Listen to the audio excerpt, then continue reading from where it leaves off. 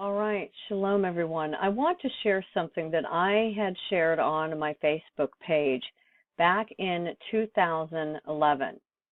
And it came up yesterday as kind of like remembering what you were doing in 2011 type of thing, and sometimes they'll do this.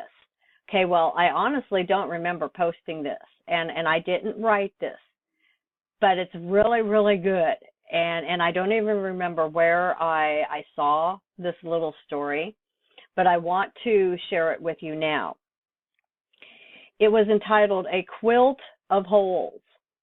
As I faced my Maker at the Last Judgment, I knelt before the Lord along with all the other souls.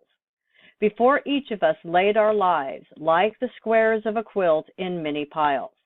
An angel sat before each of us, sewing our quilt squares together into a tapestry that is our life. But as my angel took each piece of cloth off the pile, I noticed how ragged and empty each of my squares was. They were filled with giant holes. Each square was labeled with part of my life that had been difficult, the challenges and temptations I was faced with in everyday life. I saw hardships that I endured, which were the largest holes of all. I glanced around me. Nobody else had such squares. Other than a tiny hole here and there, the other tapestries were filled with rich color and the bright hues of worldly fortune. I gazed upon my own life and was disheartened. My angel was sewing the ragged pieces of cloth together, threadbare and empty, like binding air. Finally, the time came when each life was to be displayed, held up to the light, the scrutiny of truth. The others rose, each in turn, holding up their tapestries. So filled their lives had been. My angel looked upon me and nodded for me to rise. My gaze dropped to the ground in shame. I hadn't had all the earthly fortunes. I had love in my life and laughter. But there had also been trials of illness and wealth and false accusations that took from me my world as I knew it. I had to start over many times. I often struggled with the temptation to quit, only to somehow muster the strength to pick up and begin again. I spent many nights on my knees in prayer, asking for help and guidance in my life. I had often been held up to ridicule, which I endured painfully, each time offering it up to the Father in hopes that I would not melt within my skin beneath the judgmental gaze of those who unfairly judged me. And now I had to face the truth. My life was what it was, and I had to accept it for what it was.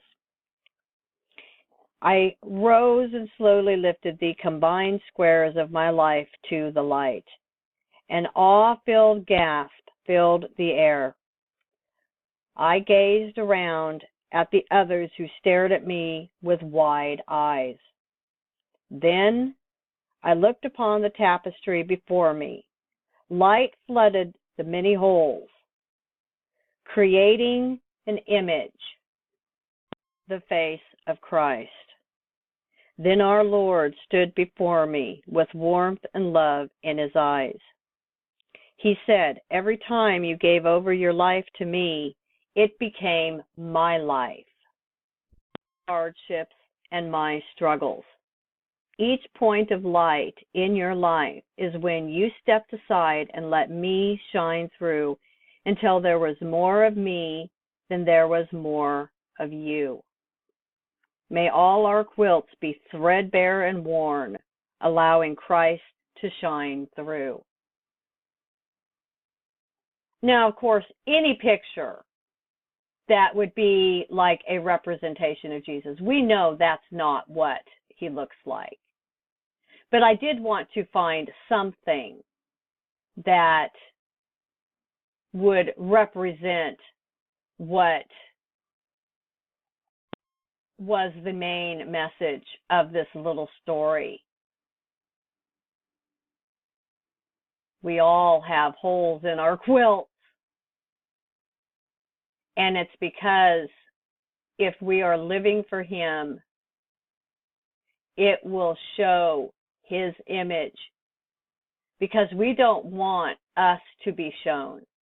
We only want His image to be shown through us and in us.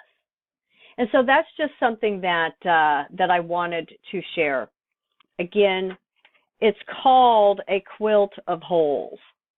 And so I hope that's just an encouraging reminder for those of you whenever you do walk through trials and hardships, when you're ridiculed for standing on the truth of His word, regardless of what other people around you will say. When you stand upon the rock, which is our salvation, Jesus Christ, it matters not what other people will say about you. The only thing that matters is, what will Jesus Christ say to you on the day of your judgment? Well, I, for one, want to hear, "Well done, thou good and faithful servant." All right, guys, so with that, I will go ahead and close out and bid everyone blessings and shalom.